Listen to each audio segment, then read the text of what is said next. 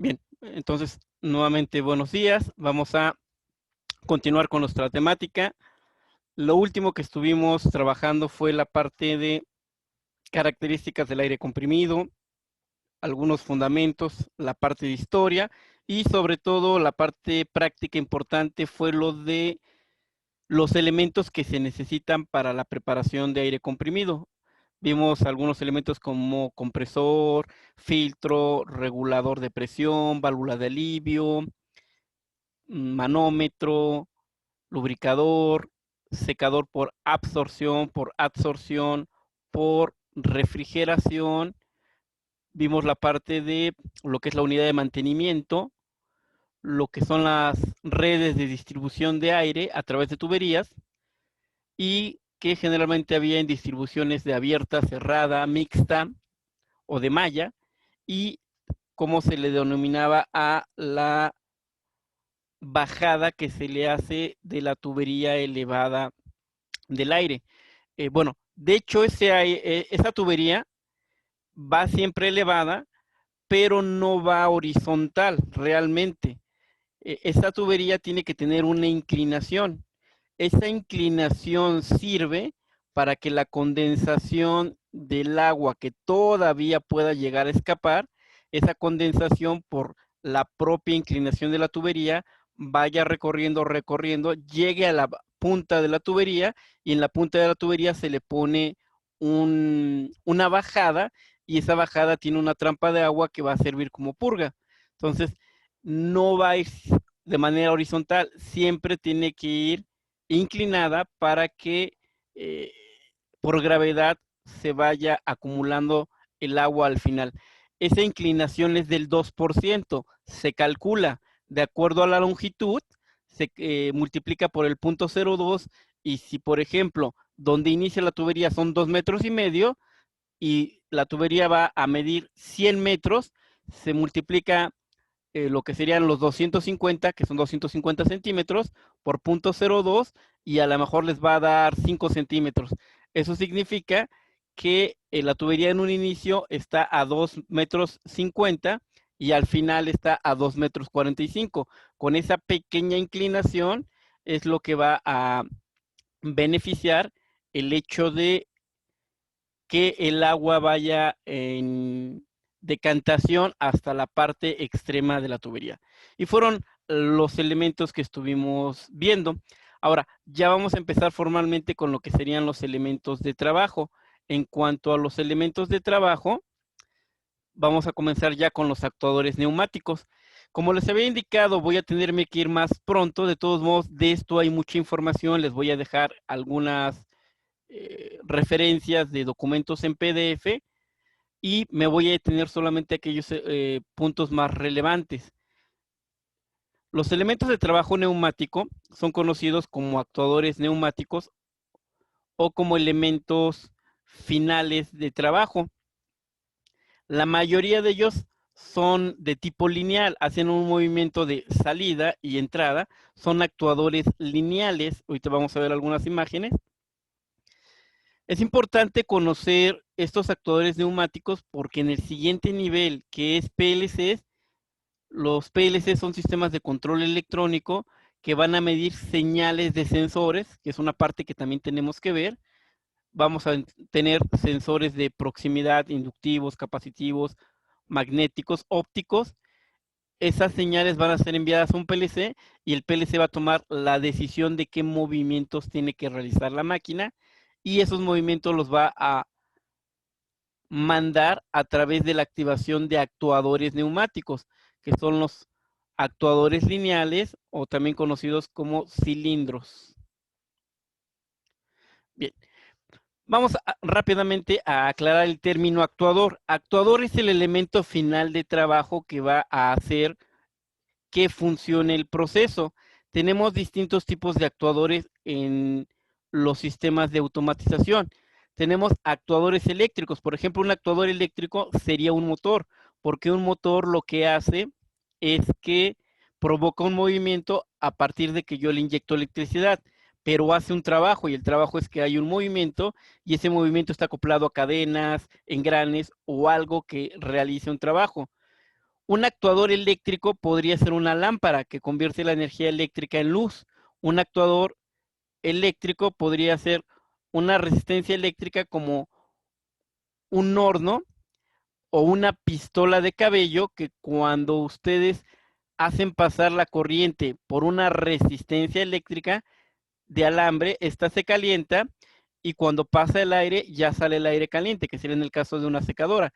Pero también hay hornos en la industria que utilizan resistencias eléctricas y que provocan el calentamiento no por gas, sino por el calentamiento de lo que sería el conductor de alambre de alto calibre. Otro ejemplo podrían ser las parrillas eléctricas. Ustedes las enchufan y finalmente hay una especie de espiral de alambre muy grueso y esa espiral se calienta bastante y lo que estamos haciendo es generar calor a partir de la energía eléctrica. Un actuador es aquello que va a hacer un trabajo útil, que va a hacer que el proceso cambie. Tenemos algunos actuadores neumáticos, que es lo que nos va a importar, que en este caso va a ser la parte de cilindros. Y finalmente de esta diapositiva habla de válvulas. Las válvulas, para que ustedes se las imaginen, si es que no han tenido contacto con ellos, son como las llaves de paso.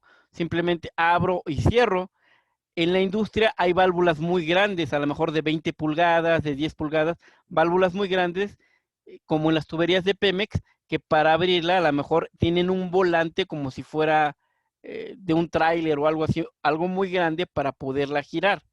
Evidentemente eso implica que hay una persona que esté girando la válvula. Ya en la industria, para que todo sea automático, yo no puedo tener una persona que cuando yo le grite, abre la válvula, cierre la válvula, esté al pendiente. Se automatiza y se le pone o un motor eléctrico para que sea una válvula accionada eléctricamente y el motor mueva la válvula, o puede ser una válvula neumática que un actuador sale y tiene una cremallera y la cremallera mueve el dentado de la válvula y la válvula abre o la válvula cierra, pero es a través de la salida y la entrada de un vástago. Entonces, el uso de las válvulas en la industria accionadas por elementos neumáticos o eléctricos es muy común. De hecho, es más común que haya válvulas neumáticas de potencia que eléctricas, porque la neumática vamos a ver que es una fuente de energía que puede almacenar bastante energía. Bueno, en esta diapositiva lo que ustedes ven ya es físicamente algunos de los actuadores que estuve mencionando, eléctricos como motores de resistencias para calentar el agua, parrillas, secadoras, hornos, actuadores neumáticos como los que están en la esquina inferior derecha, donde se ven algunos elementos que generalmente los conocemos como cilindros o pistones. Son términos comunes, aunque el término correcto es actuador neumático lineal. Y en la parte superior izquierda, lo que ustedes ven son las válvulas de proceso, que serían las llaves que abren y cierran. En la parte de arriba, lo que se ve de azul es un actuador neumático que hace girar. Entonces, cuando hablamos de actuadores neumáticos, no nada más son los que entran y salen. En la industria hay muchos actuadores neumáticos en válvulas que están aperturando y cerrando procesos. Entonces tenemos que un actuador neumático hace una conversión de energía, convierte la energía de la presión del aire en un desplazamiento lineal mecánico, generalmente, porque vamos a empezar con actuadores lineales. Ahora, vamos a encontrar que aparte de los actuadores lineales, hay otros que se les conoce como angulares y finalmente unos llamados especiales. Vamos a profundizar en los actuadores lineales. En los actuadores lineales, bueno, si los llegáramos a desarmar, que vuelvo a lo mismo, la materia no es para dar mantenimiento ni para crear cilindros. La materia es para saber emplear la neumática. Si quisiéramos saber cómo está conformado un actuador lineal neumático, en esa diapositiva se ve que es un mecanismo que tiene un vástago, un émbolo, camisas, empaques, tapas, cámaras de acceso de aire y de salida de aire, y que todo esto es como se conforma en la fabricación de un elemento, y ahí se ve un corte transversal. Lo más importante para nosotros va a ser cómo emplearlo, no tanto cómo crearlo ni cómo darle mantenimiento. Esta parte sí es muy importante. Tenemos dos tipos de actuadores, sobre todo. los denominados de simple efecto y los de doble efecto. Los de simple efecto, su imagen está del lado derecho en cuanto al gráfico, y los de doble efecto están del lado derecho. Ojo, aquí quiero aclarar algo muy importante. Los actuadores representados con simbología difieren de la norma a como están representados aquí. ¿Qué ocurre? Lo que ocurre es que a veces, para ahorrar tiempo, lo que hacemos es jalar los símbolos de un simulador. Hay un simulador que se llama FluidSim. Voy a dibujar algo en la pantalla. Hay un simulador que se llama FluidSim, pero en el simulador de FluidSim lo que ocurre es que dibujan los actuadores neumáticos con volumen para que se note que el aire está entrando de un lado y cómo este empuja el vástago. El vástago sería este eje que sobresale, lo que estoy dibujando de rojo, pero el vástago está acoplado a un elemento que se llama émbolo. El émbolo es una placa circular que está dentro del actuador, de la camisa. El aire empuja propiamente el émbolo, pero el émbolo está acoplado al vástago. Y del otro lado, evidentemente, el aire que se encuentra en la otra cámara tiene que escapar. Entonces, en un simulador le dibujan un volumen. Yo les recomiendo, porque así es bajo norma, que un cilindro de simple efecto se dibuja, bueno, lo voy a dibujar aquí con elementos más directos, es un rectángulo. Y después de ese rectángulo viene una línea. Y después de esa línea, que sería el émbolo, viene otra línea en horizontal, que es el vástago. Tiene una sola entrada y tiene propiamente un zigzag que va y viene. Y ese es el resorte. Este es un actuador de simple efecto. Difiere un poquito del que está dibujado aquí. ¿Por qué? Porque aquí está dibujado con volumen. Está dibujado que el émbolo tiene un grosor y que el vástago tiene un grosor. Realmente esto no es muy correcto, porque reitero, este gráfico lo saqué de un simulador, no de un plano. En un plano se trata de que los elementos sean dibujados lo más básico posible. Yo creo que ya más tarde voy a editar esta presentación para dibujarlo yo directamente como se dibuja en un plano. Sería de esta manera. Lo mismo, el de doble efecto, que ahorita vamos a explicar y les voy a comentar cómo es que se diferencian y cómo los identificamos. Este sería el de doble efecto. Y el de doble efecto solamente es una línea que me representa el émbolo, una línea vertical, una línea horizontal que me representa el vástago y dos líneas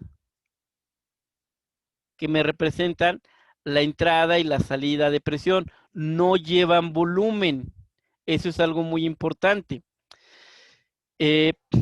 Ahorita cuando lo veamos en el simulador lo voy a explicar más a detalle. Ahorita lo que quiero que comprendan es cuál es el símbolo correcto. El símbolo correcto sería el dibujarlo como lo coloqué yo aquí. El que yo arrastré es un símbolo que viene de un simulador. Ahora, hay que decir una cosa. Los símbolos normales que yo acabo de dibujar son los correctos bajo norma, pero como todo, las normas se van actualizando. Entonces, como mucha gente los dibujaba así porque se acostumbró que los simuladores les ponían volumen, ya a la hora de hacer planos, eh, hubo muchas personas que empezaron a dibujarlo con volumen. Entonces, a partir del 2005, si mal no recuerdo, a partir del 2005, los dos dibujos son correctos. Lo que yo taché de que son símbolos incorrectos, eso es bajo la norma original. Sin embargo, digamos que ya es aceptado. Les voy a dar un ejemplo. En el idioma español tenemos el pasado participio. Si yo digo comprar, el pasado participio es comprado. Si yo digo caminar, caminado. Si yo digo imprimir, lo correcto debiera de ser impreso. Y muchos dicen imprimido. Bueno, imprimido era un error gramaticalmente porque imprimir era un verbo irregular, pero las reglas se actualizan y la Real Academia, después de algún tiempo, no sé, en el 2018, dijo que estaba permitido escribir impreso o imprimido. Ya los dos son correctos. Sin embargo, uno que está acostumbrado a muchos años de que imprimido no está bien, uno prefiere escribir impreso. Por ejemplo, hacer, el pasado participio es hecho. No es que yo he sido una cosa, yo he hecho una cosa. Sin embargo, como las reglas cambian, aunque las reglas ya te lo permitan, realmente suena raro. Lo mismo con los cilindros. Las reglas ya te permiten modificarlo, pero yo prefiero trabajarlo con la recomendación original. Bien, aquí voy a hacer una pausa para, si hubiese preguntas y para permitir el acceso a los que van llegando tarde. Por eso lleguen temprano, porque esto ya seguramente no van a tener asistencia.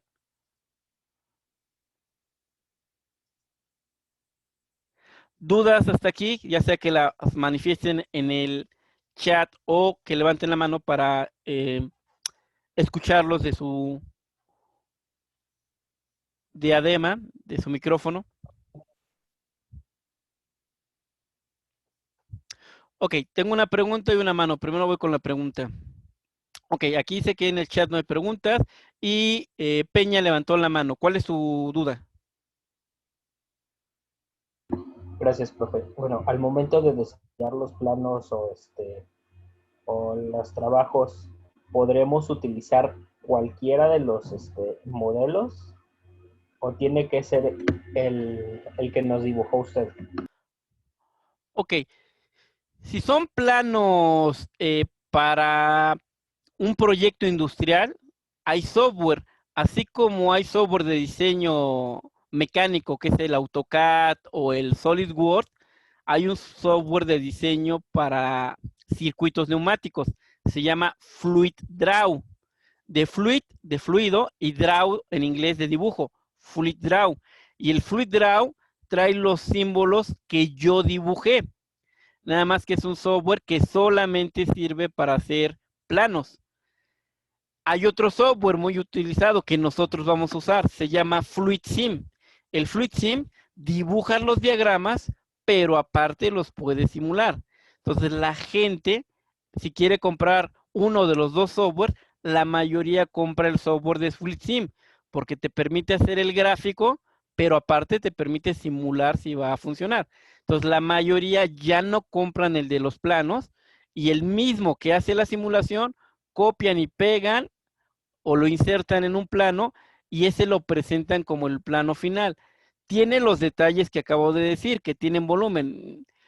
Ya está aceptado, pero estrictamente, si usted hace el puro diagrama para una empresa, sería mejor de la forma que yo lo dibujé, con el software especial para hacer planos neumáticos que se llama FluidDraw. O si usted lo hace en AutoCAD lo tendría que dibujar los componentes en elementos que no tengan volumen, sería la recomendación. Ahora, para las tareas que yo les dejé, yo prefiero que lo hagan bajo la simbología original, ¿no? Ok, entonces bajo los trabajos que tengamos que entregarle a usted, tienen que ser bajo la simbología original. Sí. Gracias. Bien. Continúo. Bueno, los actuadores neumáticos adentro traen un émbolo, que es una especie de elemento circular que está dentro de la camisa, que es hueca, y adentro puede desplazarse hacia adelante o hacia atrás cuando le entra aire. Ahora, cuando le entra aire y este se desplaza, si le metemos un poquito de lógica, si yo le meto aire a alta presión, con mucha presión y con mucho caudal, lo que va a pasar es que este arillo metálico que está adentro va a pasar rápidamente y va a avanzar hasta que encuentre un tope. Entonces, cuando encuentre un tope, los dos topes son de metal. Entonces, cuando el émbolo, que es el que se desplaza, llegue al final, lo que va a ocurrir es que va a golpear. Y cuando yo lo haga regresar, va a golpear. Y ese golpeteo lo que va a hacer es que la cámara se va a empezar a aflojar. Es por eso que algunos cilindros, si los han visto en la industria, algunos cilindros tienen como unos tornillos a lo largo, tienen 4 tornillos para mantener las placas unidas, porque la fuerza de golpeteo es muy grande y cuando requieren un ajuste que hay un poco de fuga, se vuelven a apretar los tornillos de los extremos. Para evitar que golpeteen, dentro del émbolo se le pone algo que se le llama amortiguación. Esa amortiguación lo que hace es que cuando venga el émbolo, viene el émbolo y hasta cierto punto va a llegar al último extremo y 1 centímetro antes de que tope, se frena y llega al tope, pero más suave. Entonces, el 80% de la carrera va muy rápido y al final se frena un poquito y termina llegando. Esto es con la intención, es un diseño especial que se hizo en los cilindros para que no se golpeen las tapas. Lo que ustedes ven en el símbolo donde está el émbolo y hay 2 cuadritos, eso significan regulaciones. Tiene regulación para evitar golpeteo a la salida y tiene una regulación, una amortiguación a la izquierda.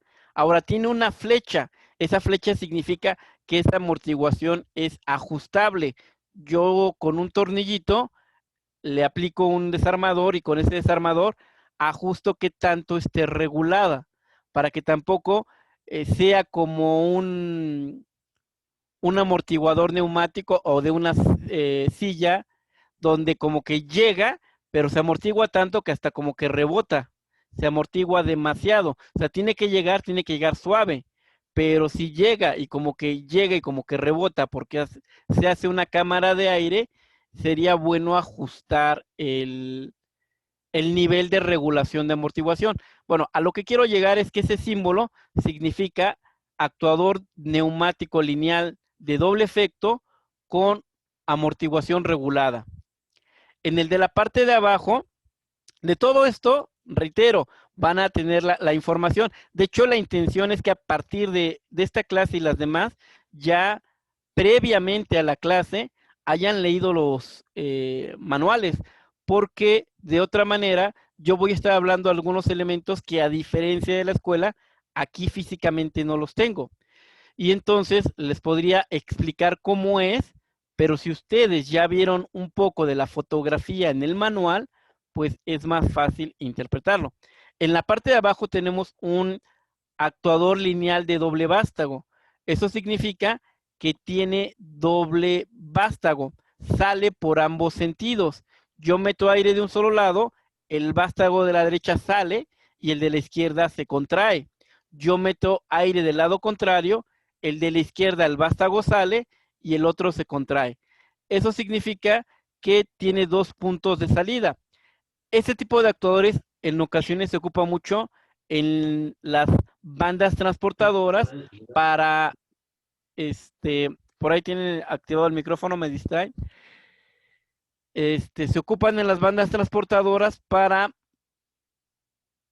cambiar de dirección un producto. Con este elemento abren una compuerta o cierran otra y van alternando. Para eso suele ser, porque uno de doble efecto podría cerrar y abrir una compuerta, pero uno de doble vástago sería para o cambio para una salida o cambio para otra salida. Ahorita los vamos a ver ya en el simulador. Hay otros actuadores, esos son los lineales. conclusión, lineales está de simple efecto, doble efecto con amortiguación regulada y actuador de doble vástago. De doble efecto, doble vástago. Hay otros actuadores. Hay actuadores neumáticos que son angulares. Cuando hablamos de ángulo significa algo que puede girar. Entonces yo tengo un elemento y este puede girar.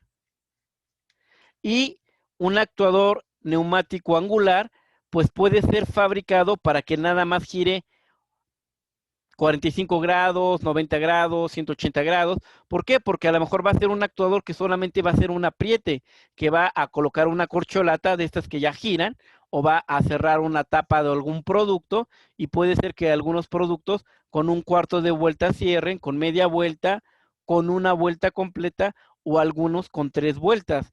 Todo depende de cuánto se necesite que esté girando. Pero gira hasta cierta cantidad de movimiento angular y se detiene. Eso se llaman actuadores angulares con giro limitado. Aquí en la diapositiva que les estoy mostrando, esa es la forma como trabaja ese actuador. Realmente este actuador, lo que tenemos es que internamente es como si fuera un cilindro de doble efecto, pero ese cilindro de doble efecto, el vástago no sale de la camisa, el vástago se mueve internamente en el cilindro. Ahora, este vástago que se mueve internamente tiene una cremallera, que es una serie de dientes mecánicos que está acoplado a un engrane que se llama piñón. Entonces, si yo muevo la cremallera, el piñón empieza a girar. Y al empezar a girar, pues obviamente estoy rotando lo que yo acople al eje. De hecho, en la foto de la izquierda que está abajo, se ve el eje que se acopla a la válvula o se acopla al mecanismo que yo quiero que girando se abra, se cierre o se apriete. Estos son actuadores neumáticos angulares, giran en un determinado ángulo. Lo siguiente, hay actuadores neumáticos angulares de giro continuo. Los que expliqué hasta ahorita son actuadores que giran un determinado ángulo y hasta ahí llegan, no avanzan más. Yo le meto aire del otro lado y regresa al giro. Meto aire por el canal A, gira. Por el canal B, regresa. Pero solamente es un giro limitado. Hay otro tipo de actuadores angulares, que esos son de giro continuo. Un actuador que está girando continuamente, pues realmente es un motor. Entonces, estos actuadores neumáticos angulares de giro continuo realmente son motores neumáticos. En el lado derecho tenemos distintos símbolos que representan a estos elementos. Un actuador que gira de manera continua, que es un motor neumático, se representa con un círculo. El círculo me dice que da la vuelta completa siempre.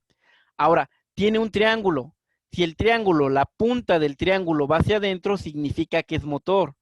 No se confundan, porque ese símbolo ya lo habíamos visto. Nada más que ese símbolo, en lugar de tener la punta del triángulo hacia adentro, lo tenía hacia afuera. Si la punta del triángulo va hacia afuera, eso sería un compresor. Empuja aire. El compresor empuja aire comprimido. El motor recibe aire comprimido. Por eso el triángulo va hacia adentro. El triángulo en neumática es muy importante porque el triángulo me dice hacia dónde va el fluido. Van a encontrar que mucha simbología usa triángulos en neumática y el triángulo me dice de qué lado está circulando el aire. El primero que está en el lado derecho, en la parte de arriba, es un motor neumático unidireccional. ¿Por qué unidireccional? Porque solamente tiene una entrada de aire, solamente tiene una entrada de aire, eso significa que solamente entra el aire y siempre va a girar en un solo sentido. Si ustedes ven el segundo símbolo es un motor neumático, pero tiene una flecha. Esa flecha significa que yo le puedo regular la velocidad.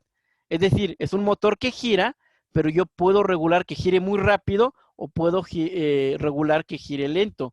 Es un motor neumático unidireccional de velocidad regulada. El nombre suena muy largo, pero realmente el propio símbolo me ayuda a entender qué me están presentando. El tercer símbolo sigue siendo un motor. Es un círculo completo, tiene triángulos que entra, pero tiene dos triángulos. Eso significa que ese es un motor bidireccional. Si le meto aire por A, gira en un sentido. Si le meto aire por B, que sería la parte de abajo, gira en sentido contrario. Si tiene la flecha, aparte me dice que independientemente que es reversible, también le puedo ajustar la velocidad. Finalmente, en la parte de abajo, el último es un actuador angular rotativo con giro limitado. El de abajo es el símbolo de los actuadores que expliqué primero. Los actuadores que expliqué primero, yo dije, le meto aire, gira media vuelta. Le meto aire del otro lado, gira media vuelta en sentido contrario, pero no da vueltas continuas. Solamente aprieta una rosca o desaprieta. Abre una válvula o cierra una válvula. No le da vueltas siempre. Entonces, como es un giro limitado, no da la vuelta completa. Como no da la vuelta completa, el símbolo no es un círculo. El símbolo es medio círculo. Y si ustedes se dan cuenta, ese medio círculo tiene dos entradas de presión. ¿Cómo sé que son entradas de presión? Porque son triángulos. Y son triángulos que la flecha, la punta del triángulo va hacia adentro. Eso significa que el aire entra. Entonces tiene dos puntos de entrada para que gire en un sentido o gire en sentido contrario. Bien, hago una pausa aquí. Dudas hasta aquí de lo que serían actuadores angulares y actuadores lineales. No, ninguna, profe. Correcto. Ninguna, profe. Bien, continuamos. Bueno, hay una tercera clasificación. Recuerden que vimos tres clasificaciones: actuadores lineales, actuadores angulares y actuadores especiales. Dentro de los actuadores especiales, este es el primero que vamos a ver. Hay varios, vamos a ver nada más como tres. Este actuador se llama actuador lineal tándem o cilindro tándem. Ese es un actuador que me sirve para multiplicar la fuerza. Ejemplo, si yo tengo un cilindro neumático, más o menos como el que tengo en la mano de este producto farmacéutico, este producto, si así yo tuviera un cilindro y yo le meto presión de 10 bar, más o menos con el diámetro que tiene este elemento, si yo hago las cuentas matemáticas, yo les aseguro que este elemento sería capaz de cargar unos 250 kilogramos. Yo puedo tener este elemento donde si esto fuera el vástago, va a salir y esto va a poder cargar 250 kilogramos. Ahora, recuerden que también hay elementos hidráulicos. Si esto fuera lo que llaman un gato de botella, que es un cilindro, pero es hidráulico, el mismo diámetro, un cilindro hidráulico, me cargaría fácilmente 2 toneladas. Cargaría prácticamente 10 veces más.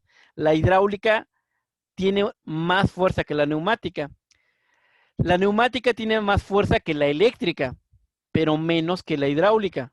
Ahora, si yo necesito que un cilindro empuje con media tonelada y que el cilindro quepa en un espacio de ese tamaño, tengo un problema, porque el cilindro solamente me da 250 kilogramos de fuerza. Si yo lo cambio por un hidráulico, me va a dar, porque son 2 toneladas. Obviamente le tendría que poner reguladores para que de las 2 toneladas solamente empuje con 500 kilogramos. Pero hay un problema. Los cilindros hidráulicos cuestan el cuádruple de un neumático. Las piezas son más robustas, son de metal más duro, aparte son mangueras de alta presión, tengo que comprar una bomba y son muchos más gastos. Y si solamente de una máquina que ocupa 10 cilindros uno necesito con mucha fuerza, no me conviene poner 9 neumáticos y uno hidráulico. Lo que se hace es que se compra un cilindro especial.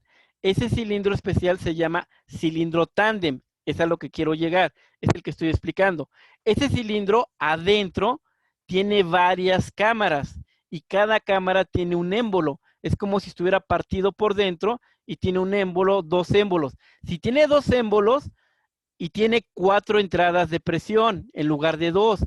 Si yo meto presión en dos lados, en el lado A1 y en el lado A2, el primer lado empuja con 250 kilos, el segundo lado empuja con 250 kilos, pero están en serie, están lineales. Es decir, si yo sumo los dos, van a empujar con media tonelada. Si ustedes ven el gráfico, es como si yo hubiera unido un cilindro neumático y atrás le pongo otro. Uno va a empujar al otro y eso hace que las fuerzas se sumen. El único detalle que tiene estos cilindros es que son más largos, porque obviamente tienen varias cámaras de empuje y yo lo puedo hacer de 2 o de 3 etapas y son especiales para altas fuerzas en neumática. Vamos a hacer una pausa porque se va a cerrar el Zoom y